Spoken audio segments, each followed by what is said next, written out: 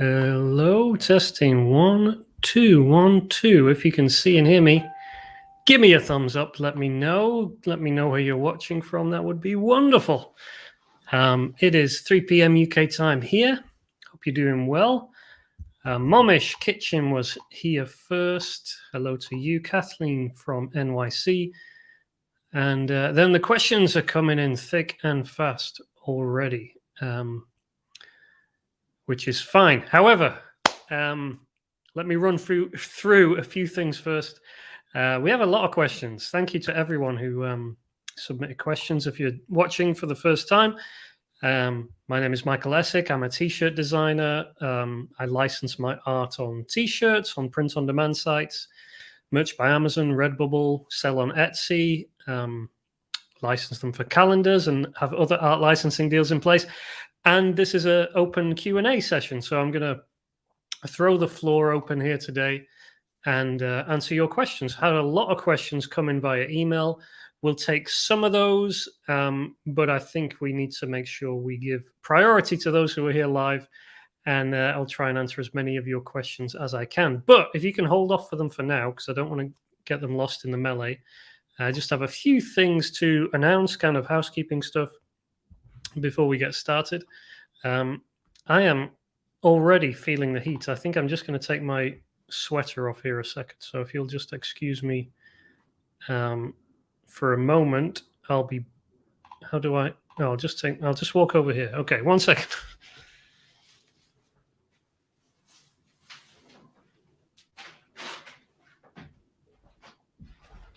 Okay, that's better. It's really starting to get quite hot here. Okay. A couple of happy bits and pieces. It's been a while since I've done a live stream, so thank you for joining me. Let me just share my slides here, and we'll go into a few little bits and pieces. So I'm back. I think it's been about 3 or 4 weeks since I did a live stream. I have been working almost non-stop on the Ideas Workshop, which is my flagship course, helping people and designers come up with great ideas. And I've been all in on that for a few weeks at least. We're working on some big software updates for that. Lots of other exciting stuff, which I'll be able to share about in the coming weeks, I hope. But that's what I've been doing. So today's my first live stream for a while. Thought we'd just do an open Q&A rather than anything else. So that's the deal today. We've had a lot of questions come in. Sent an email out yesterday. A lot of you replied, which is great. However, there's just way too many for me to get through in the next hour. So I've picked a few of my favorites from the emails, which I think are really good questions, which I can help with. So we'll tackle those first, and then I'll throw the floor open to questions that are coming in here in the live stream. So that's the deal. Hope that sounds okay to everyone. I will keep an eye on the comments, but just to begin with, I'll take a few of those questions. Black Friday is coming up next week. I will have a couple of special new products that I'm launching next week for Black Friday. If you want to make sure you're on my list so that you get notified about things like that, do sign up at michaelessick.com/live. You can see the link right there. michaelessick.com/live. That will ensure you're on my email list, so you'll be the first to know about what's going down Black Friday wise. I'll also be picking a few of my favorite offers from Black Friday, because there's usually quite a few good things you might want to be aware of, good deals to get. So I'll be sending out some emails about those as well next week. So you might want to keep an eye out for that. And the Ideas Workshop, I'll maybe talk a little bit about this right at the end, but doors are closed right now for the Ideas Workshop. If you are interested in joining my Ideas Workshop course and membership, please sign up michaelessick.com/ideas and join the waitlist there. We will be opening the doors within the next 2 or 3 weeks, I think, with some new exciting features and stuff. So if you want to be the first to hear about that, michaelessick.com/ideas is the place to sign up for that. Okay. Let me take a quick look at the comments here before we dive in. Who have we got here? I can see Les and Windsorpedia. We have Nicholas is here from Spain. Facebook user from Austin, Texas. Bo is here. Hello to you. Andre's here. Heather from Leeds. Rick from Tallahassee. Tiago from Sao Paulo, Brazil. Heartbeat Salad from Switzerland. Hello to you. Ruslan from Ukraine. Ilka from Germany. Wonderful, wonderful. B&A's here. Joe from Richmond. London from Canada. That's confusing, but it makes sense. Lucretia, I believe that's how you pronounce that, from New York. You sent a question. And yeah, wonderful. And Burley, hello. Hi. So thank you all for joining me. This is great. It's nice to be back in the saddle and doing a live stream, because it's been a while. Nomadic Blue from Goa, Emma from East Coast USA, Melanie from Australia. Wonderful, wonderful, wonderful. I saw a little question there from Windsorpedia. I've literally just noticed all the dinosaur paraphernalia in your office. So what is your favorite dinosaur? Thank you for that one. I believe it's Matt, isn't it? I think that's right. I did pick out your question, Matt, because you asked me about my favorite dinosaur. My favorite dinosaur is a Dilophosaurus, which is this guy here, the one with the frills and the venom from Jurassic Park. Hold him up there. You can get a good look at him. There he is. I really like Dilophosaurus, even though I think it's not a legit dinosaur, is it? It's basically an invention for Jurassic Park. He didn't have frills. He probably didn't spit venom. But I really like that scene in Jurassic Park. So that's my favorite dinosaur. I'm very disappointed that he didn't make it into Jurassic World or the other ones. But yeah, thank you for that question, Matt. Who else have we got here? Franz from Norfolk, Code Whisperer from Dallas, Texas. All right, great. So I'm going to pick a few of these questions that came in by email, and then I'll open the floor up. So if you're, I want to just say again, thank you to everyone who did send in an email. Unfortunately, there's too many for me to reply to personally. I think what we'll do is, we might do another one of these next week, or maybe even do a kind of recorded Q&A session for people who can't join the live. Maybe you can send me your questions and I'll pick them and do a kind of pre-recorded video, so we don't have to, balance emailed questions with live questions. But without further ado, let me get into a few of these and then we'll throw the floor open and see what we get. So Lucretia said, seems like you need to have your audience already established before you can get any traffic to your shop. So here is my question. Can you still be competitive and make a living using a print-on-demand site or Etsy before you have a following? So this is a great question from Lucretia. Basically, do you need a following? Do you need a big following on social media or a big email list in order to make a living using print on demand or on Etsy? The answer is no. The answer is a big no, but the answer is also, if you do have an audience, then your pathway to, making a living to several $1,000s a month or more is going to be a lot easier.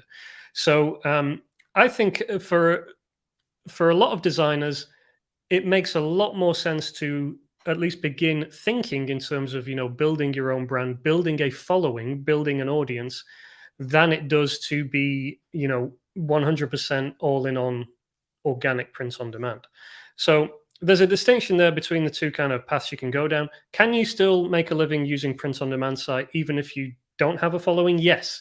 The majority of my income is via Merch by Amazon, Redbubble, Etsy. These are all organic platforms, which means that I don't do any marketing to those buyers.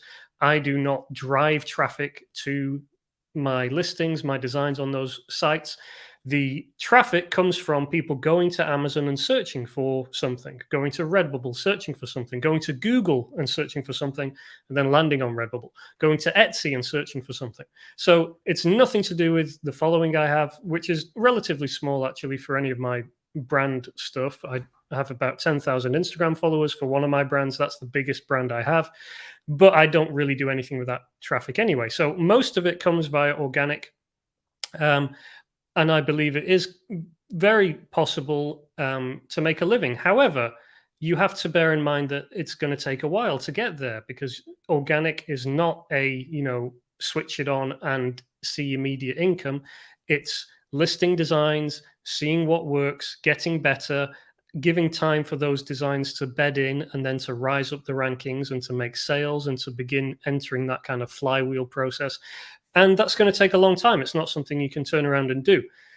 Whereas, of course, if you had an audience, if you had 10,000 people on an email list, you can send an email tomorrow and say, hey, here's my latest design. Isn't it great? And they'll go and buy it, or a certain percentage of them will go and buy it, and you will be immediately making sales.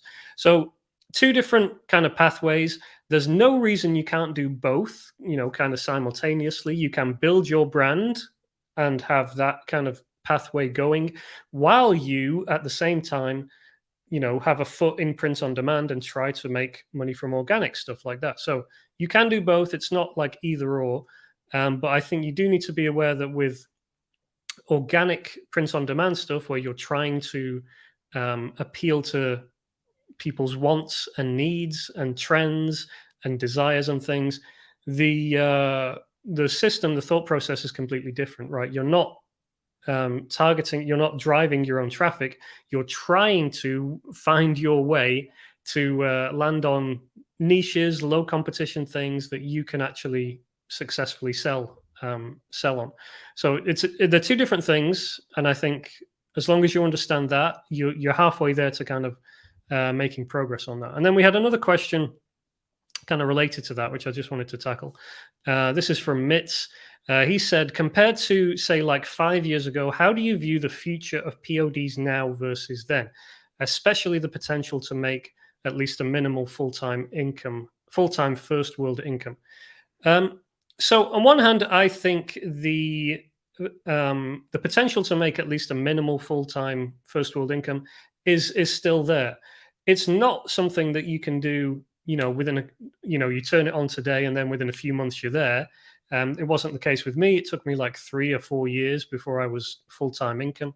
I think anyone who's seriously prepared to put in the work for 2 or 3 years and, is able to pivot, is willing and able to learn, is not starting from, complete inability to draw anything or to understand any kind of design principles. That person is, almost, perhaps not guaranteed, but they have every reason that they could be making a full-time income in 2 or 3 years from it. For a lot of people, that's too long a wait, and it doesn't make a lot of sense to invest that much time in that. And I do think there's something to be said for artists taking their time before just diving into print on demand and thinking about what they want and what they want to do. Do they want to do some freelance? Do they want to do like a freelance career where they have a bit of print on demand income on the side? Do they want to build a brand? Do they want to be behind the scenes, or are they willing to be, put themselves out there and be on camera or something like that? All these things, there's so many pathways you could take as a designer, as an artist, as someone who can create stuff.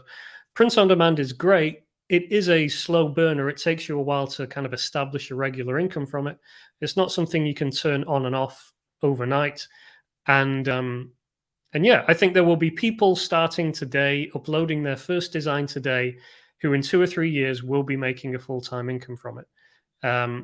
Yes, it's more competitive today, but on the flip side, there's all the advice and stuff. So you've got all the FAQs answered for you already. You can just kind of dive in. Plus, it's never really been about how competitive it is, because it's always been about finding the small niches and being ahead of the crowd. So by definition, you have to be doing something different. You have to be doing something before anyone else is doing it in order to make that income anyway. And I feel like those people will always find that pathway. But it's not going to be a quick thing. So yeah, hope that makes sense. I think PODs will still be around, 5 years from now. I don't think it's going to be, this crazy, great, big opportunity that you have lots of YouTubers blabbering on about like me. But you know what I mean? It's not going to be this, wow, this is the best way to make money ever. I think it's going to be harder if you're not, someone who's willing to at least build some kind of brand, who's doing something different from the others, who has a talent and a skill, whether that's design or the kind of humorous edge or something like that that other people don't have. I think if you have something like that, there's always going to be a path through organic print on demand. I think it's pretty much established now, and I don't see it going away. Okay, I'll take one more of these questions, and then I'll throw it open to comments that are coming in live. Tracy said, "My question is, why am I still stuck in tier 10 with no sales?" So that's merch by Amazon. And Wolstein, I guess it's pronounced, "I have only got 1 or 2 sales on Redbubble or TeePublic since I started, and I feel people don't like my work. How do I go about getting constructive feedback?" We had another couple that are kind of on the same vibe. Tom, "I'm designing and uploading a lot of art, but nothing sells. I know from your books and emails that my art needs to be appealing, but I believe the problem is that no one sees my work." And Andre said, "Strategy for new MBA sellers." So there was quite a few questions like this. I'm just starting out. What do I do? Or I've uploaded a lot of designs, or I've been stuck here for a long time. What am I doing wrong? Obviously, it's hard for me to critique individuals without looking at designs and stuff.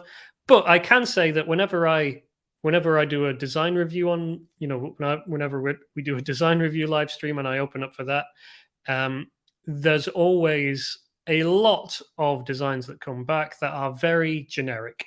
And I think this is probably the problem for maybe 70, 80% of people who are stuck. It's that the designs you're creating are generic. They are not specific enough. You have not identified a particular crowd, a particular community, a niche, by which I mean a niche of people, because it's people who are going to buy your stuff. You've picked something very generic. You've just put a motivational quote on a shirt. You've written Happy Christmas or Happy Hanukkah or Happy Halloween. There's nothing there. There's nothing for people to attach themselves to. There's no way that you're going to be able to differentiate yourself from 10,000 other identikit designs, if that makes sense. So that would be my first thing. I think for the vast majority of people who are not getting sales, it's because you don't understand who you're designing for, why someone would want to buy it, and you don't understand how they're going to find it. So we've covered that before, the 3 big questions: who's going to wear it, why are they going to wear it, and how are they going to find it? If you can answer those 3 questions, then you'll be on your way. And here's examples of bad answers to those questions. Who's this for? People who like Christmas. No, there is no people who like Christmas. That does not exist. A good answer to who is this designed for is someone who is studying biological chemistry at university and is really passionate about this subtopic of biochemistry, which is this particular thing or whatever it is. So it's like, I wouldn't say niche within niche, but it's like, you have to know a community and know what they're into and get into the in jokes and that kind of deal. And that's where the opportunities are. So yeah, that would be my big takeaway from that. You're probably doing overly generic, not interesting, not unique, not original designs, and you're going after super broad, topics and niches, which are going to be very, very hard to attack. So I would say that to Tracy, to Wolstein, to Tom, to Andre. Wolstein said, "How do I get constructive feedback?" I do live design reviews fairly regularly here. So keep an eye on your emails for when I do one of those. But if you would like one-on-one help with your designs, I do consultations. You can email me, michael@michaelessick.com, and I'll get back to you about those. If you want a paid private consultation, I do have availability for those. So you can reach out to me there. Also, I have a private Facebook group and I have the Ideas Workshop. Those are both places where you can get help. In particular, in my Ideas Workshop, we have twice a month live sessions and I review designs and we help one another with designs. That's something we do inside the Ideas Workshop. So if that's something you're interested in, again, keep an eye out for news on that. Okay. better answer that question because it just popped up. Chris said, could you perhaps give some advice about serial designs? Again, I'm going to be talking about this inside the Ideas Workshop. So if you're in there, keep an eye out for that. We're going to be doing a full hour session on that soon. But yeah, serial designs. If you're on my email list, you will have seen me email about this earlier this week. This is where instead of just having, standalone designs, you purposefully create a series of designs that have a common thread running through them. For example, the style of the thread, the style of the design or the topic. So the example I gave earlier this week was a series of kaiju monsters like Godzillas and stuff like that, done in a certain style. So it could be anything like that. It could be a breed of dogs all drawn in a similar style or something like that. There's loads of examples, and I've covered some of those previously. But advice for coming up with that stuff, just off the top of my head, look for types and lists of things. So look for, when you're doing a design, you might be like, oh, I'm going to do this funny turtle design or something. Just ask yourself, what is a turtle? What groups is a turtle part of? What other animals could it be related to? It could be related to other kind of sea creatures or something like that, or it could be related to other animals that are slow. So then you could do a series of designs around slow animals, like sloths and turtles and snails all together, or something like that. So that would be my advice for things like that. Just kind of keep an eye out for things and think about the application of that design and where it could work. So, for example, if you create a series of designs that are all in the same aesthetic style, it means you can do things like wall calendars, like books, like greetings card sets and stuff. And that's a great thing for art licensing and all those possibilities. Okay, let's get rid of the slides for now, and let's take some live questions. So I'm going to roll back to when first we had the first few questions come in.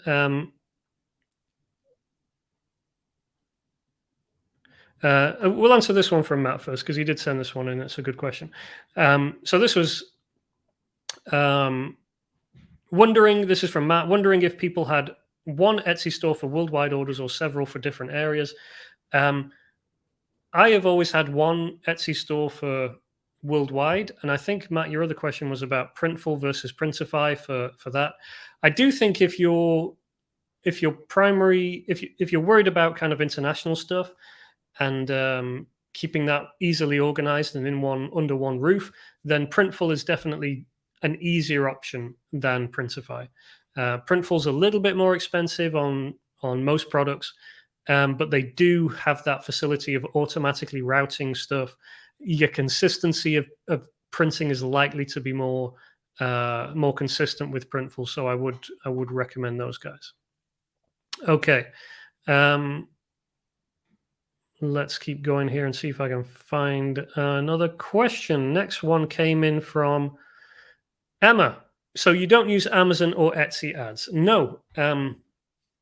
We might be using Etsy ads kind of incidentally on our store, but it's not a big part of what we do. I don't use Amazon ads. My income has always been purely organic. I may be leaving a lot of money on the table doing that approach, but I'm not really an ads kind of guy. I should probably maybe I should hire someone to do it for me. All I can tell you is I don't use ads. All my income has been organic, and more power to you if you're doing ads and stuff like that. But I just don't. I'm not the guy to ask about that or to get advice about that. Burley, waiting for being accepted for merch by Amazon. Which is the best place to build up and maybe offer the same stuff on Amazon as soon as I will be accepted? Redbubble, probably. Burley is a next best one. I would recommend, if you check out my website, michaelessick.com, there's a big article here, the best prints on demand sites for artists. And that runs through a big list of my recommended sites. So go and check that out. Also, you asked a question about copycats and stuff like that. I have another article on my website, Prints on Demand FAQs. I'll just pop the link for that in the comments. And this is this covers a lot of some of those frequently asked questions. Things about copycats, about trademark, about separate accounts for different niches, all those kind of questions. So go and check that out. You'll probably find I've answered quite a lot of questions there already. Okay, Artemis. When just starting with art licensing, do we register a business even if we don't make sales yet? Are we considered freelancers? Artemis, I would say don't worry about that stuff until you've started making some sales. You can be a sole trader for a long time before there's really any tax issues or tax benefits or anything either way. So yeah, don't worry about that. Focus on making sales, focus on making great work that's going to get bought by people who really like your work and really want to solve that problem, and worry about the tax stuff later. Debbie, I am working to start using Amazon ads. Can you recommend any videos to watch? Sorry, Debbie. Like I just said, I don't use Amazon ads. Maybe someone else can recommend something in the comments, but I don't do it. Roger, Michael, what are your thoughts concerning selling in the Walmart marketplace? I really don't have any view on it. I haven't looked at it. It's not something I've played with, so again, I can't really comment on it. B&A. Hello, Michael. My question is, have you ever been sued for copyright infringement or IP theft by someone who was just trying to start trouble with you or try to undermine your business? No, never been sued. I've had my fair share of takedown notices and things like that. I've had, that kind of takedown wrangling back and forth with people. I've never been sued, and I don't think there would be any grounds to sue me. I don't think it would be worth someone suing me for a t-shirt design that somehow infringed something of theirs. But it's always better to stay on the safe side and produce truly original work in the first place, and not to mess around with IP that isn't yours anyway. Candice, 75 watching and only 6 likes. Can you guys show some love? Thank you, Candice, for that. Okay. Let me see here. What are the questions we have coming in live?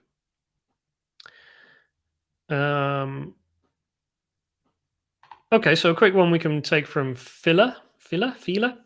Looking under the hood of DTG, there are so many vendor variables. Is retail quality achievable via DTG? I get this question a lot, or a variation of this. Usually it's in the form of, I've ordered a t-shirt from Redbubble or from Printful or from Printify, and the quality doesn't match what I was expecting. I'm not happy. What can I do? The short answer is you can... the short answer is, if you're obsessed with quality and you're building a brand, then DTG may not be, necessarily the best place to start. You might be better going in and getting a bulk order of screen printed shirts or something like that. There's lots of ways to solve the problem of getting quality goods if you're really obsessed about the quality of a print. DTG, I think the quality is getting better and better over time. I've had very few complaints about quality with prints, having sold tens of thousands of products on Etsy and obviously through third-party platforms and through my own website. I've just had a very, very small percentage of complaints about quality. So I suppose it does depend a little bit on the designs. If your designs are particularly intricate and you're really you really feel they need to get the colors exactly right and stuff like that.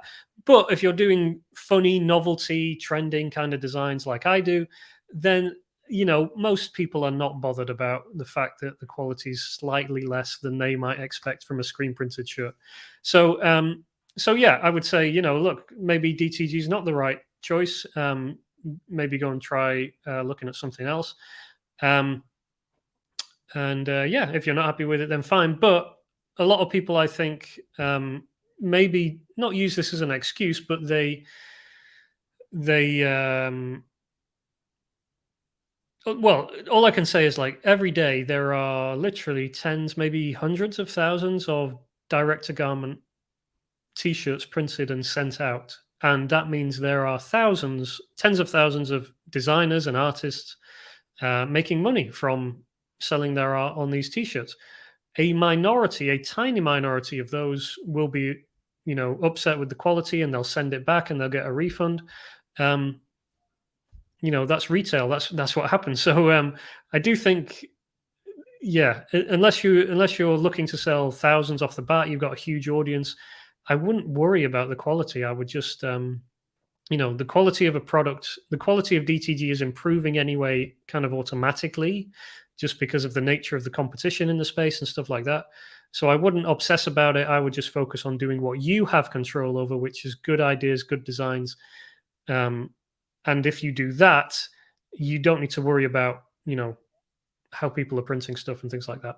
Accidental Fire. You did a live stream about the EFT. I think you mean NFT. The NFT craze a while back. Things have changed since then. How have your opinions of NFTs changed? Do you think NFTs are still a possible solution to IP theft?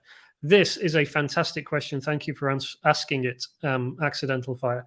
It was back in March. I did a video on NFTs. This was just when they were just beginning to kind of have their first peak.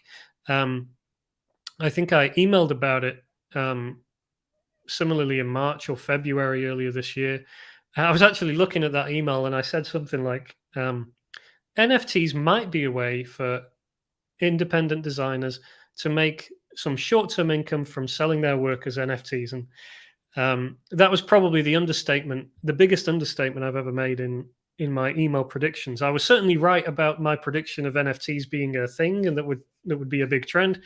I was not very accurate in how big it was going to be and how huge and how much money people would eventually be making from it. So, but to take your questions in turn, have my opinion of NFTs changed?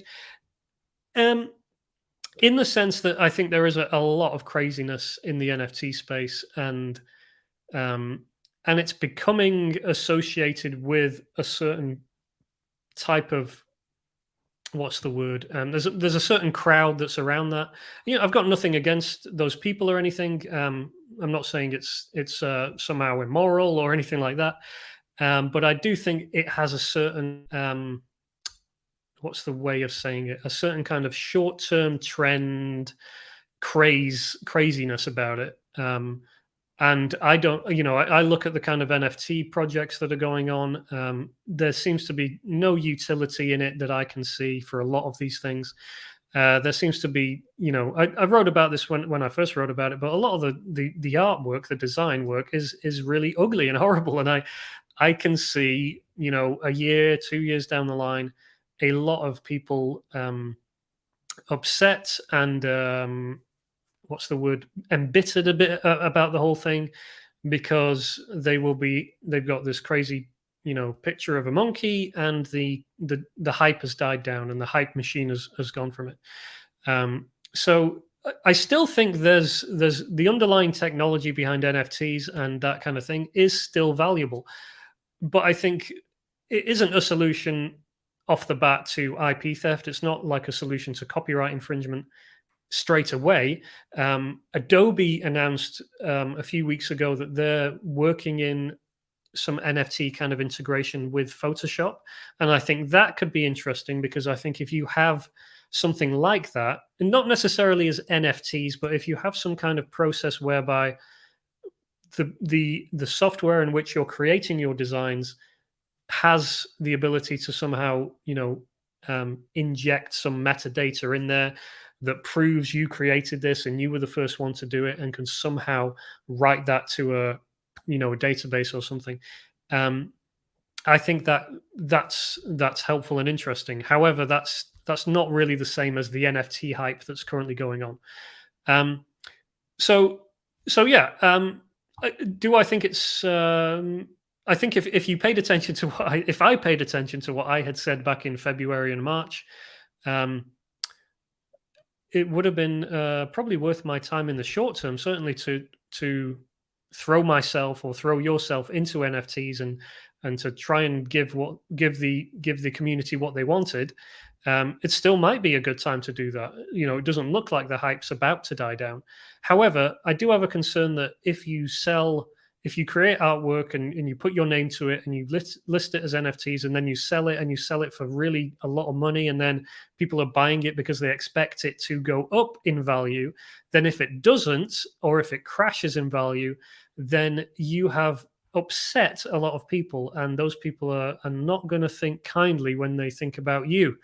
If I buy something from someone expecting it to hold its value and it doesn't, I'm probably not going to be too inclined to do business with that person again. So I think there's risks. But yeah. Joe says, what are the 4 questions? Why buy, who buy, where buy, how buy? Is that correct? There's 3 questions, Joe. Who is going to wear it? Why would they want to wear it? And how are they going to find it? Those are the 3 questions you want to ask yourself.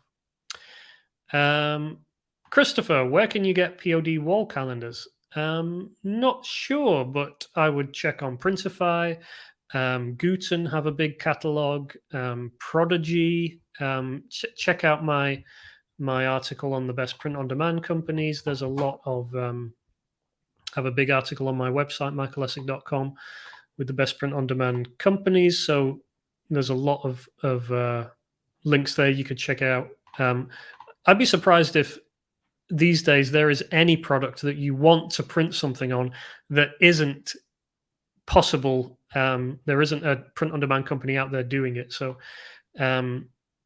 yeah, I'm sure you would find that article helpful, and I'm sure you'd be able to find almost anything that you would want to print on available too. Nicholas, I did a couple of trial tees with Printful, and I like the Eco Cotton tee and would like to do all my tees eco-friendly, but want somewhere that will print all the way around the shirt. Any advice? Not off the top of my head, Nicholas. Again, if you check out my website, go through the list on there. There's a company in London called All Over Print who do all over print designs. You probably want to do searches for like sublimation printing, because that's when they can print all the way around the shirt, that kind of deal. But off the top of my head, I couldn't give you a specific company.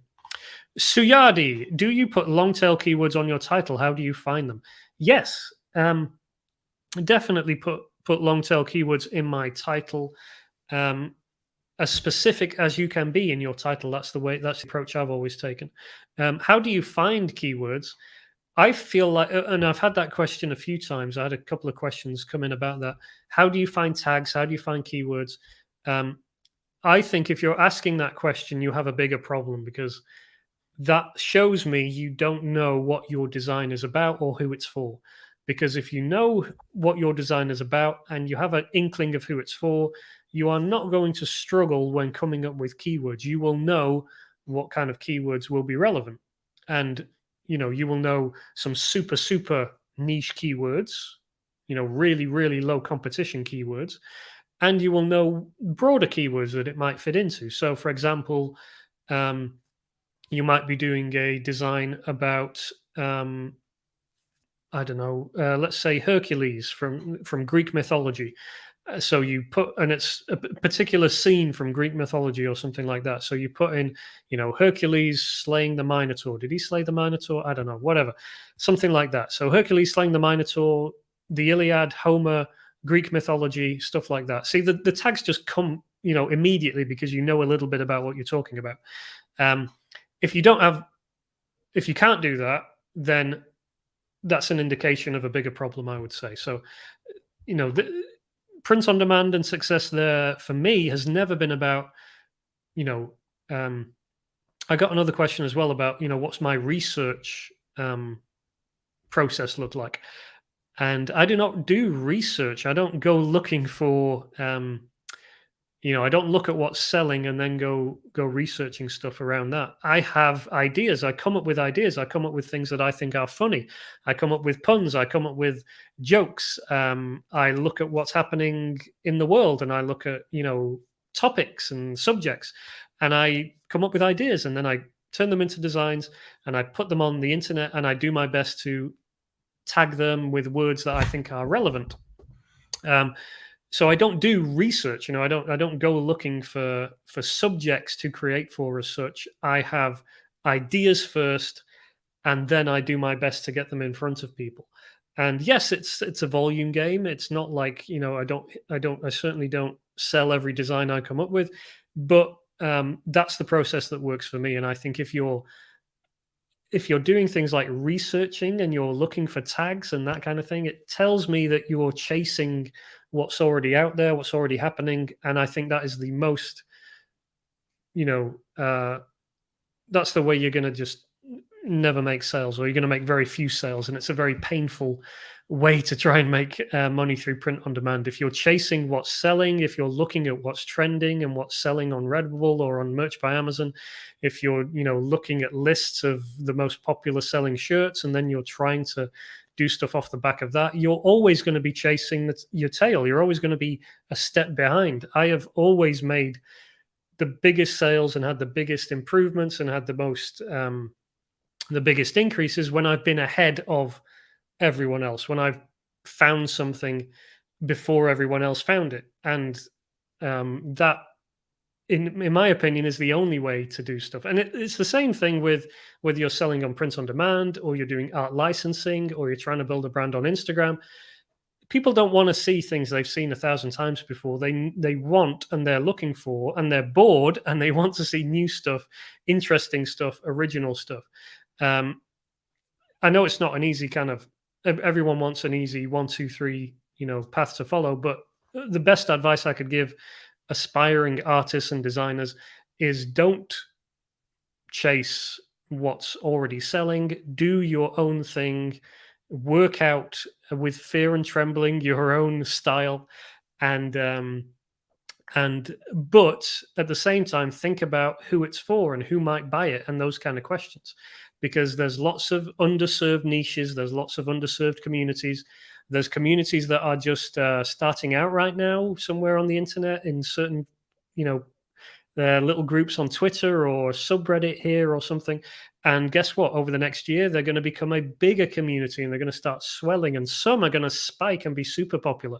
And if you're in those communities, or you're aware of them, and you're producing designs that they would like, and that meet their needs, and that serve their purposes, and that are funny or in jokes or whatever, you stand to benefit. And the time to do that is not when the thing is spiking, it's before it spikes, so that you're in the position to benefit most from it. So I don't know how we got into that, but I hope that helps. Okay, let's see what other questions we can get through here. London, I have a niche, but I don't seem to get any traffic. Is there a way to build more traffic and sales?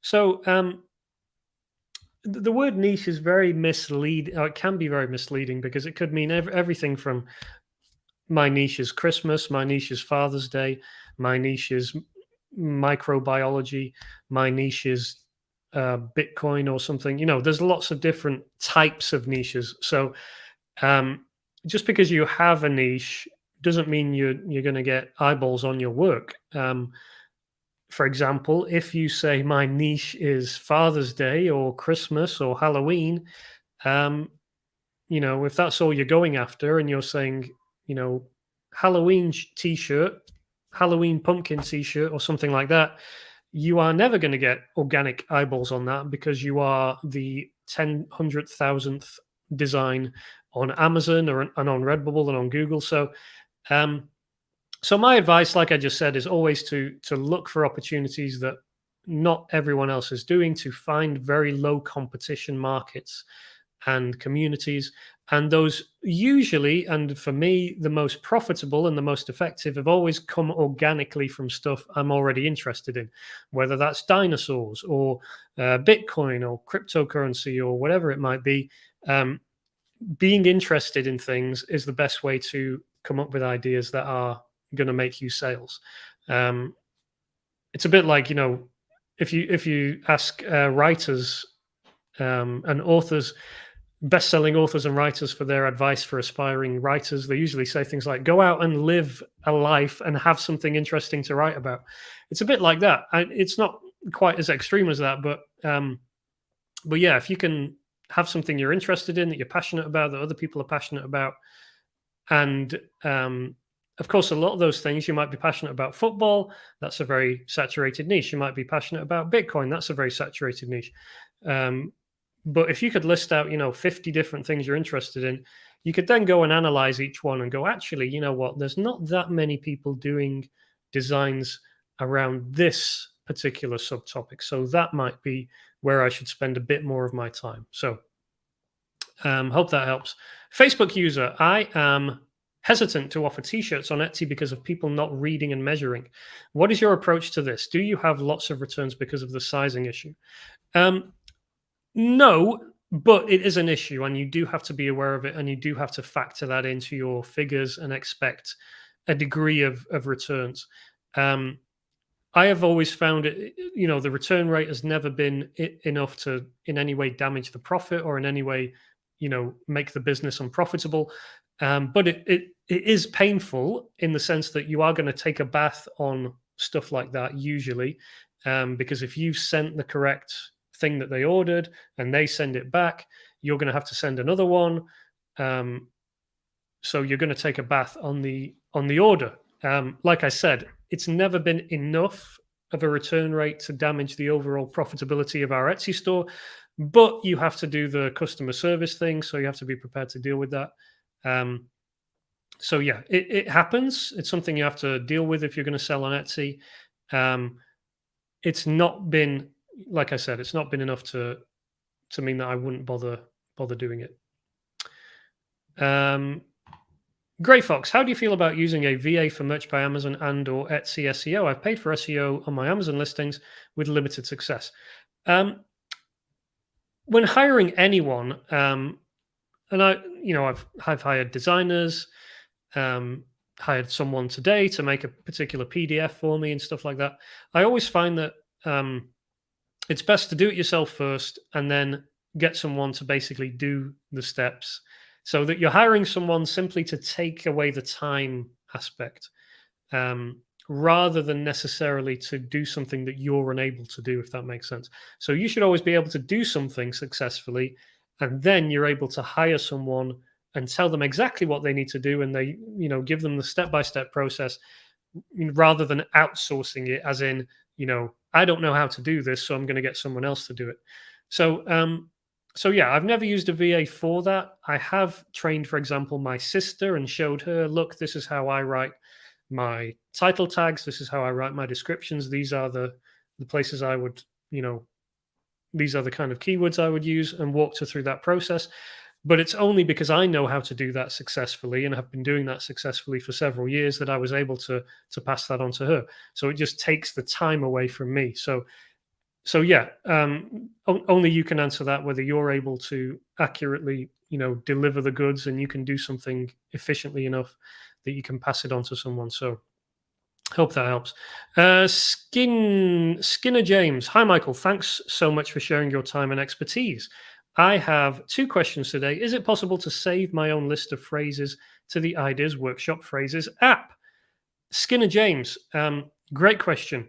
It will be very, very soon. I don't want to commit myself to a date and a time, but that is a feature we are working on currently behind the scenes. So yes, it's something we're working on. It's a high priority on the Ideas Workshop Phrases app, but it's not there yet. But yeah, keep your eyes peeled because there will be more on that. Skinner James, any tips for keeping up with the multitude of POD sites and which designs have been loaded onto each? No, I mean, I'm aware that there are certain, upload software and stuff. I've never used any of that stuff. I'm a bit hesitant of using any automated software that does things. So personally, in my business, we've always just had a Google spreadsheet and we've always just organized things there and kept track of things there. So Merch Wizard is the only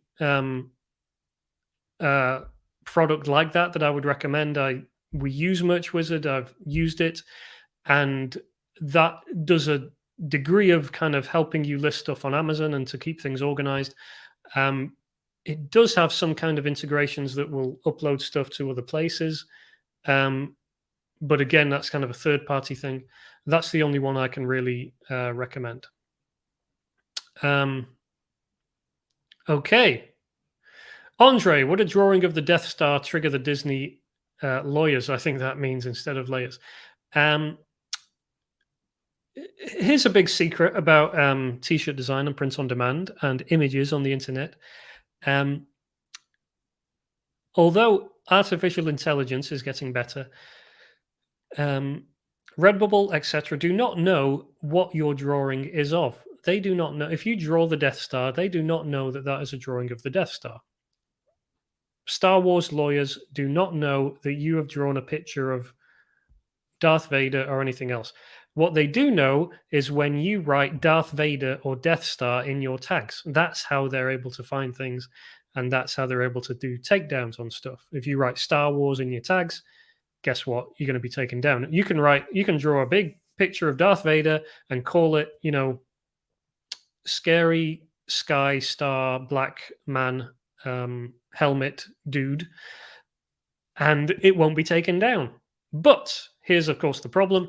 No one will find it anyway. No one will want to buy it because it doesn't say Star Wars, and that's what people are searching for. So safest bet is just to stay well away from IP that you don't have the rights to, unless you have a very good angle that you think protects you from that. But I think there's very little of that out there anymore. So I would just stay well away from stuff like that. Emma, good to hear from you, Emma. I've noticed that some artists on Redbubble and TeePublic, like Obinson and Stephen Rhodes, both of whom I have interviews on my website with, have fairly small shops, like in the range of 300 listings. So I'm wondering whether curation by deleting non-sellers and even those that sell poorly is rewarded by Redbubble and TeePublic, as is keeping your shop small. Emma, I don't think, Emma, that is, Emma, the problem. I think, or I don't think that's a factor. Yeah, I don't think that's a factor. I don't think the size of your shop is a factor. I think the reason that Obinson and Stephen Rhodes sell well on Redbubble and TeePublic and others is that they have really good, funny, original designs that are, bang on the zeitgeist. They are on trend. They are the kind of designs, this is important, that Redbubble and TeePublic want to sell because they are original, not ripping off anyone's IP. They're not generic and boring. They are funny, they are smart, and they are on trend, and they are aesthetically pleasing and things that people want to wear. If you can take that list of things I just said and tick off each one with your designs, you will be 10 times light speed ahead of anyone else in the competition. That's why Obinson and Stephen Rhodes sell well. Obinson and Stephen Rhodes as well, they're not only on Redbubble and TeePublic. They have active Instagram, they have active, Twitter or whatever. They're out there. They have an audience, but it all goes together. It's all hand in hand. So yeah, I don't think it's anything to do with deleting non-sellers. I doubt that's a factor. I strongly doubt that's a factor with Redbubble or TeePublic. Could be with merch by Amazon, but they kind of limit that even in the first place by limiting tiers. So yeah, hope that helps you there, Emma, and good luck to you, Emma. Jero, do you or did you use any tools like Merch Informer to find niches and keywords? If yes, what tools do you think is the most useful? No, Jero. The honest answer is no. I do not use such tools. I don't think they're helpful. I think if you're using stuff like that, you are chasing after, like I said, stuff that's already selling, and by definition, that to me is wasted energy. The closest thing is things like the DS Amazon Quick View that will easily show you the BSR ratings on designs on Amazon. That is something that I have used and keep an eye on, but it's only when I have an idea that I'm going to check out and kind of validate my idea that I look at that kind of stuff. So it's always, for me, it's idea first, then go and validate it, and then decide whether or not to produce it. It's never go and look at what's selling, use these tools that are going to tell you what's trending, what's happening, what's not. I think they're of limited use, being generous, and sometimes they're just, it's just not the way I roll. I know some people do very well with stuff like that. It's just not my it's not my bag, baby. Okay, Andre. So no ESIC NFT set soon. It's funny you say that because just last night I was thinking about a particular collection I had that I thought might make for a good NFT set. But again, I'm kind of morally conflicted now about the whole thing, so I don't know. And I'm so busy with other stuff that I don't think I'll get around to it. I did publish an NFT. I did sell one in the early days back in March. I took one of my best top selling designs, sold it as an NFT. Someone bought it, but I was so eager to sell it and to kind of make my money back on it that I sold it for like $30 equivalent and made no money on it, probably lost money on it. And I don't know where that is now. If it does resell, I will get 10% of the proceeds. But that was way back in March. This was before really the whole NFT thing took off. Okay, how are we doing for time? We got 5 minutes, so I'm going to quickly run through and see if there's any questions. Philippa says Lulu does wall calendars. Thank you for that.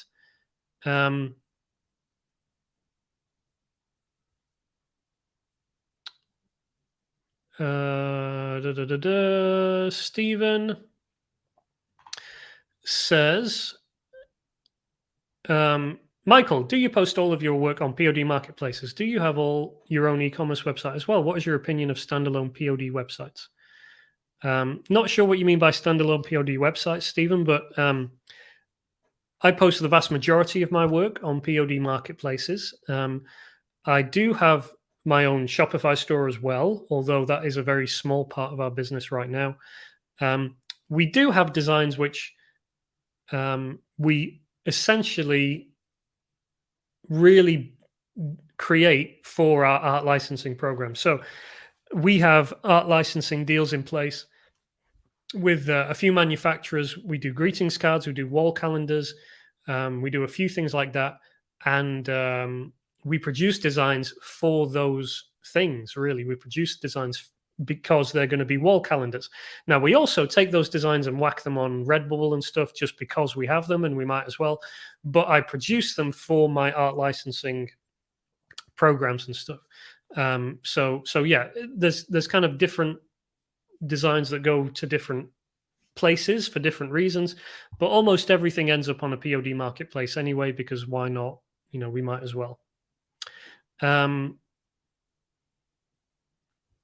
Okay, lots of supportive comments and and agreements, and I can see discussions going on and stuff like that. But I'm not seeing too many questions. How much do you think shipping crisis is going to impact POD industry? Have you faced any issues yet? From Mayank. Great question, Mayank. I do think it kind of remains to be seen. I did have quite a few questions as well come in about a lot of people saying merch by Amazon was way down for them and things like that. I have not seen a significant downtick in merch yet. I do think I'm expecting things to be a little bit tighter this Q4. Maybe starting to see a little bit of that, but I won't say it's fully hit yet. And I think after December, when the dust settles, is when we'll be able to see, has there been a real impact of the shipping issues and things like that? Has there been a significant, drop in sales or something? But as it stands, it's still tentative, seems to be going okay. I would say things are down a little bit for me on last year with regards to merch by Amazon. But other sites seem to be doing pretty well. So it's all kinds of comes out in the wash at the minute. And I do think it will be after December that we'll see whether, there really was a big shift either way. Okay, I think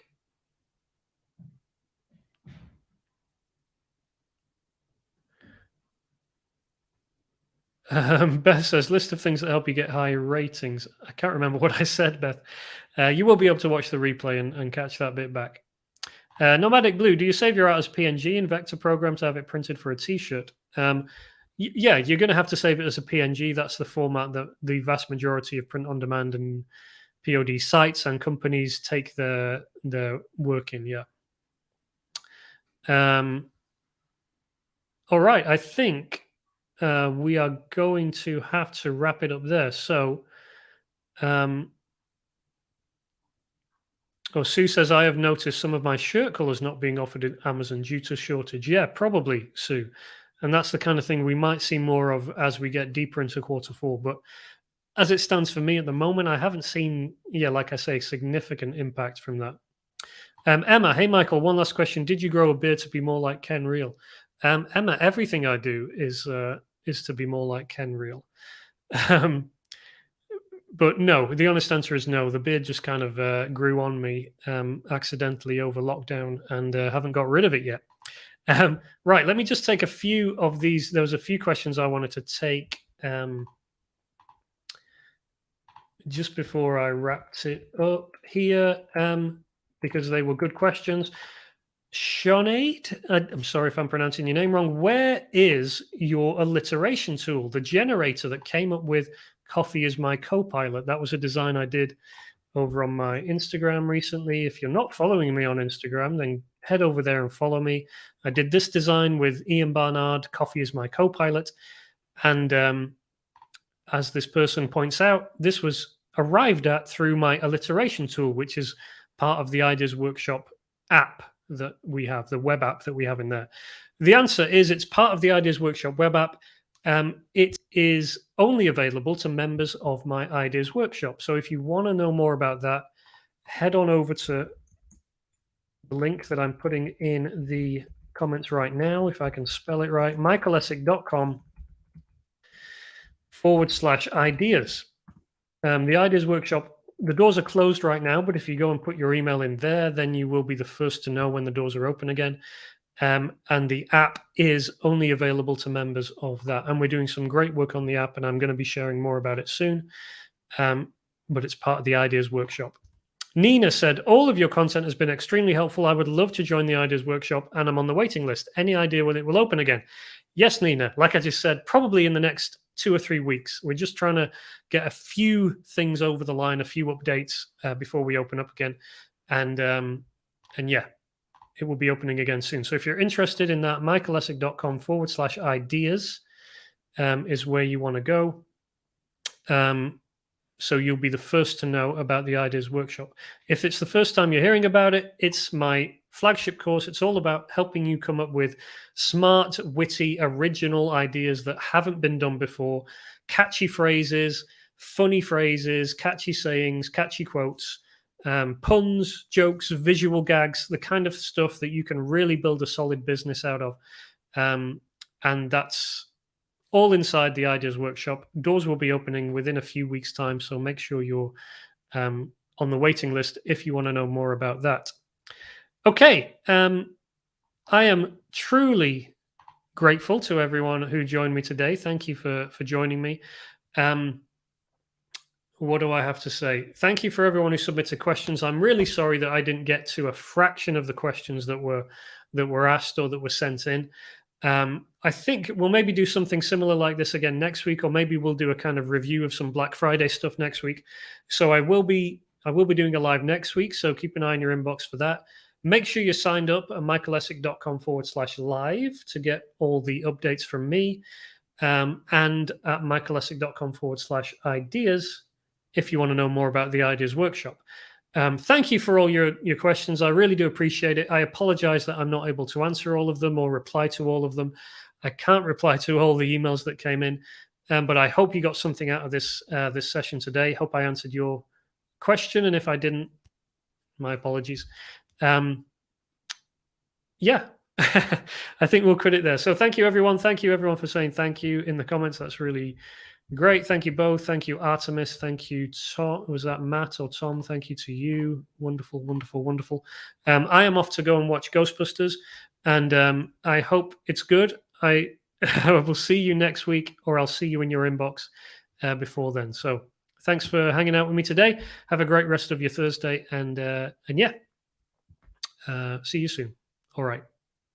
Ghostbusters. Bye-bye.